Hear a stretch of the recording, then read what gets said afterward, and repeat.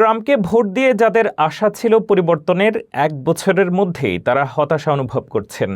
Iran যুদ্ধ, জীবনযাত্রার ব্যয় বৃদ্ধি ও প্রতিশ্রুতির বিপর্যয় তরুণ ভোটারদের বিশ্বাসে ফাটল ধরাচ্ছে। এই অসন্তোষ কি বদলে দেবে 2026 সালের মধ্যবর্তী নির্বাচনের ফলাফল? বিস্তারিত রিপোর্টে। যাকে ভরসা করে ভোট দিয়েছিলেন, এখন তাকে নিয়েই তৈরি হয়েছে চরম সংশয়। 2024 সালের নির্বাচনে ডোনাল্ড ট্রাম্পকে জয়ী করতে বড় ভূমিকা রেখেছিল আমেরিকার তরুণ প্রজন্ম।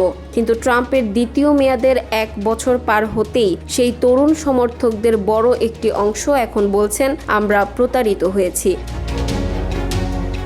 উত্তর ক্যারোলিনার 26 বছর বয়সী জোশুরা বায়ার্স বা 23 বছরের জেমস ওয়েস্টের মতো তরুণরা ট্রাম্পকে ভোট দিয়েছিলেন নিত্যপণ্যের দাম কমানো এবং উন্নত জীবনের আশায়। কিন্তু বর্তমানে তারা দেখছেন এক বিধ্বংসী ইরান যুদ্ধ। বায়ার্সের প্রশ্ন, যুক্তরাষ্ট্র কখনো আক্রান্ত না হওয়া সত্ত্বেও কেন আমরা ইরানে যুদ্ধ করছি? এই যুদ্ধ কেবল অনিশ্চয়তাই বাড়ায়নি, বরং গ্যাসের দাম এবং জীবনযাত্রার ব্যয়কেও অসহনীয় করে তুলেছে।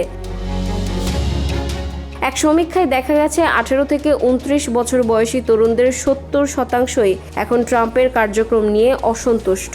এমনকি যেসব প্রভাবশালী ইউটিউবার বা পডকাস্টার ট্রাম্পকে সমর্থন দিয়েছিলেন, তারাও এখন তার সমালোচনা করছেন। তাদের দাবি, ট্রাম্প নতুন কোনো যুদ্ধ না করার প্রতিশ্রুতি দিয়ে ক্ষমতায় এলেও এখন উল্টো পথে হাঁটছেন। এই হতাশা 2026 সালের মধ্যবর্তী নির্বাচনে বড় প্রভাব ফেলতে পারে।